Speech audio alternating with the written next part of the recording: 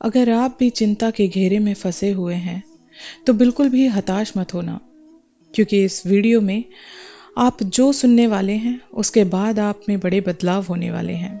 आपका जीवन, आपका दिमाग शांत होने वाला है। इसलिए आपसे अनुरोध करती हूँ कि वीडियो को अंत तक जरूर सुनना।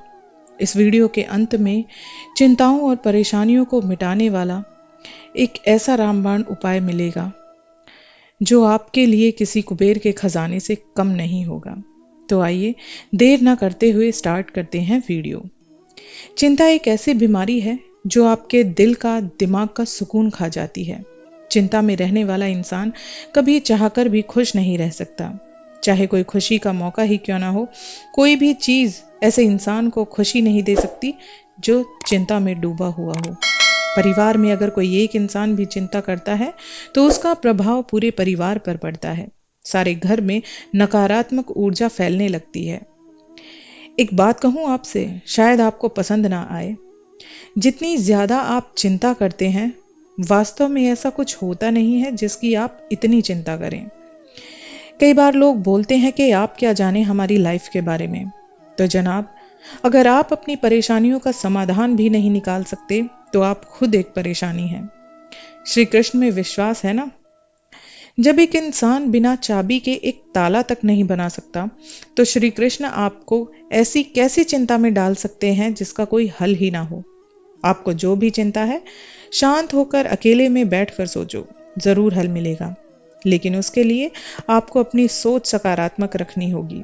और एक जरूरी बात, किसी दूसरे की राय लेने से बेहतर है कि आप अपनी समस्या का हल खुद ढूंढें, क्योंकि हमारी समस्या कितनी बड़ी है, कितनी गहरी है, ये सिर्फ हम जानते हैं। दूसरे लोग कुछ भी राय देते हैं और आप उनकी हर राय मान लेते हैं, ये आपकी सबसे बड़ी गलती है। 90% लोगों को आपकी परेशानी से जरा भी फर्क नहीं पड़ता, जिसमें आपके अपने खास भी होते हैं। सच है मगर कड़वा है। घर की दीवारें तब कमजोर होकर गिरने लगती हैं जब आप घर को जोड़ने की राय, अपने रिश्तों को बचाने की राय गैरों से लेने लगते हैं। इसलिए अपनी परेशानी का रास्ता खुद ढूंढो। अरे क्यों दूसरों के एहसान लेते हो? जीवन एक ही है, इसमें कोई रिवर्स बटन भी नहीं है कि आपने रिवर्स बटन दबाया और आपका अतीत आपके सामने फिर से आ गया। इसलिए चिंता करके अपना आज ना खराब करो। अपने लिए, अपने परिवार की खुशी के लिए सोचो, क्योंकि आपकी जिंदगी में मैं जानती हूँ कोई ना कोई एक ऐसा शख्स है जो आपकी खुशी में ही खुश होता है। इसलिए उस इंसान की खुशी के लिए खुश रहिए। इंसान की सबसे बड़ी गलतफहमी जानते हैं क्या होती है? कि वो एक वक्त में एक साथ अपने साथ जुड़े सभी लोगों को खुश रखना चाहता है। अरे जनाब, ऐसा कभी संभव नहीं होता।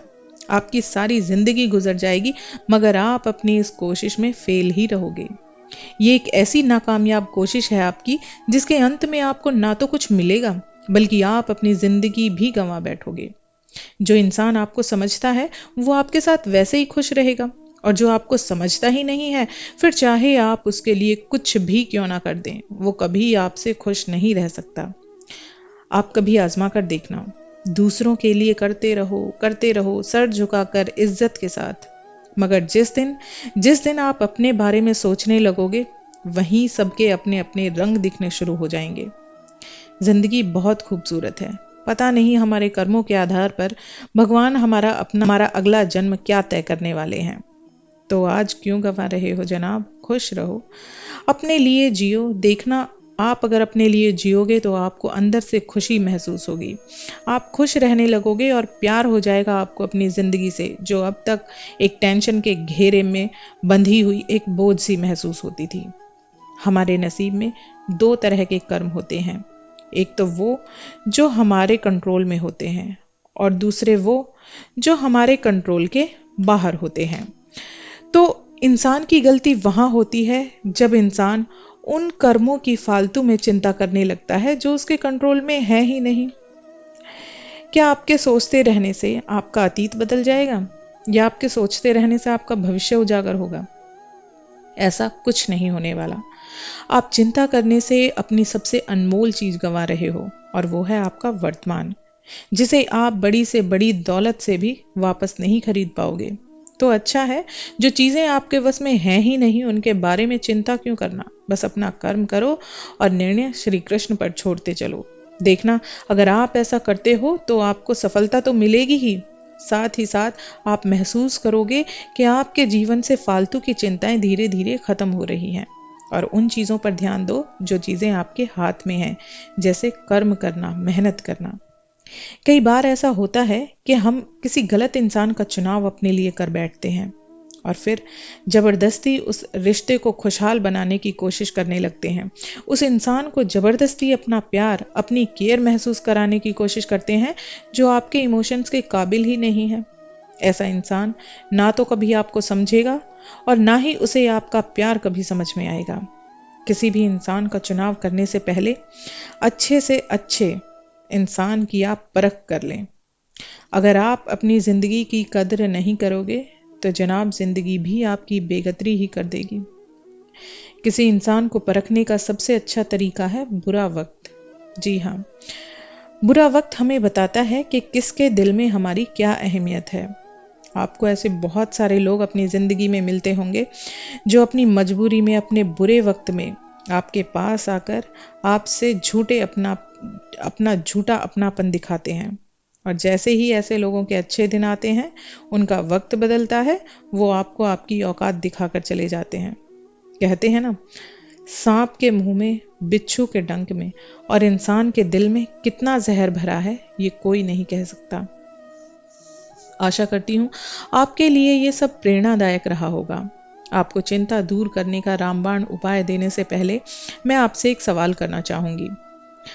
क्या आप श्री कृष्ण में विश्वास करते हैं?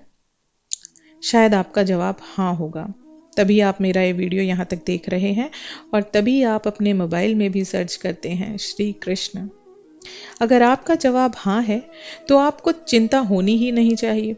और अगर फिर भी आपको चिंता होती है तो आप अपनी इस गलत फहमी के मुखौटे से बाहर निकलिए जनाब, कि आप श्री कृष्ण में विश्वास करते हैं। अगर आप श्री कृष्ण में विश्वास करते हैं और फिर भी चिंता करते हैं, ये दोनों चीजें ऐसे ही संभव नहीं है जैसे आप अपने दोनों होठों को बंद करके कुछ बोल नहीं सकते। जी हाँ, महाभारत के युद्ध में भीष्म पितामह ने कसम खाई कि अगले दिन युद्ध में वो 5 पांडवों को खत्म कर देगा। उस रात श्री कृष्ण ने सोते हुए अर्जुन को उठाकर पूछा कि तुम्हें नींद कैसे आ रही है? तुम जानते हो ना भीष्म पितामह ने क्या कसम खाई है? तो जानते हो अर्जुन ने क्या जवाब दिया? अर्जुन ने कहा, मेरे प्यारे मधुसूदन, मेरे प्यारे केशव, मेरे प्यारे गोविंद, जिसके साथ आप हो जिसकी रक्षा आप करते हो, किसी की क्या हिम्मत कि कोई हमारा बाल भी बांका कर दे। भीष्म पितामह के बाणों में अभी इतनी शक्ति नहीं है कि आपके सुरक्षा कवच को तोड़कर हमें छू भी सके। ये अर्जुन नहीं, अर्जुन का विश्वास बोल रहा था।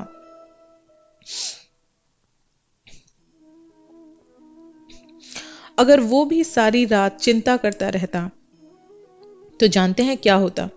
ना वो पूरी रात सो पाता और ना ही अगले दिन पूरी ताकत के साथ युद्ध कर पाता। अर्जुन ने उसकी चिंता की ही नहीं जो उसके हाथ में नहीं था। उसने बस अपना कर्म किया और निर्णय उसने अपने गोविंद पर छोड़ दिया।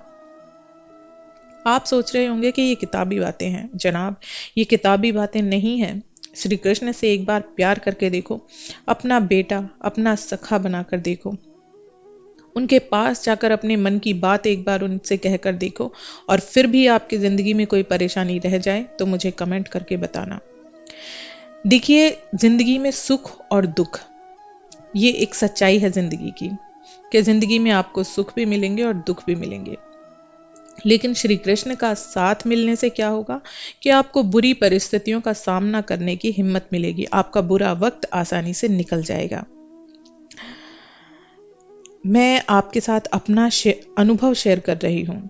अपनी सारी परेशानियां लेकर एक बार श्री कृष्ण के शरण में जाओ और उनसे कहो, हो सके तो वृंदावन बिहारी जी के सामने जाकर उनकी आंखों में देखकर उनसे बोलो कि बिहारी जी, हमें कुछ समझ नहीं आ रहा, हम क्या करें, क्या सही है क्या गलत, इसका निर्णय हम नहीं कर पा रहे हैं, निर्णय हम आप पर छोड़ते हैं।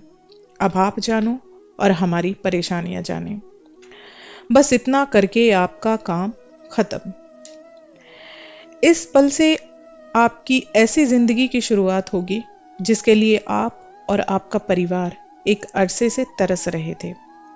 श्री कृष्ण का हाथ थाम लिया तो आप चाह कर भी अपना हाथ नहीं छुड़ा पाओगे। बस उनमें विश्वास रखना। एक विश्वास ही था, तभी तो द्रौपदी की एक पुकार पर आकर उन्होंने उनकी लाज बचाई, जबकि उनके सामने बड़े बड़े दिग्गज लोग बैठे थे। उसके 5-5 पति वहां मौजूद थे। द्रौपदी ने श्री कृष्ण से कहा कि गोविंद, आपने आने में इतनी देर क्यों कर दी? जानते हैं श्री कृष्ण ने क्या कहा? उन्होंने कहा कि बहना, मुझे याद करने से पहले तुमने दुनिया वालों से मदद मांगी, अपने पति से, अपने पितामह से, गुरु द्रोण से। पर जैसे ही तुमने मुझे याद किया, मैं तुम्हारी एक ही पुकार पर तुम्हारे पास आ गया। देरी तुमने पुकारने में की है बहना, मैंने आने में देरी नहीं की। इसी तरह हमें दुनिया वालों से उम्मीद छोड़कर भगवान को ही अपनी पहली और आखिरी उम्मीद बनाना चाहिए। देखना, जिंदगी गुलाब की तरह बन जाएगी, जो आपके आसपास रहने वाले लोगों का भी जीवन महका देगी। तो चिंताएं छोड़ो, अपना कर्म करो, श्री कृष्ण को याद करते रहो। बस यहीं से आपका खुशहाल जीवन शुरू हो जाएगा। अगर आपको मेरा ये वीडियो अच्छा लगा हो तो प्लीज़ चैनल को ज़रूर सब्सक्राइब करें, ताकि आप मेरे आगे आने वाले वीडियोस भी देख पाएँ। और हाँ, अगर आपसे जुड़ा हुआ कोई भी इंसान चिंता करता है तो उसे मेरा ये वीडियो ज़रूर शेयर करें। क्या पता आपकी एक कोशिश किसी की ज़िंदगी में रंग भर दे।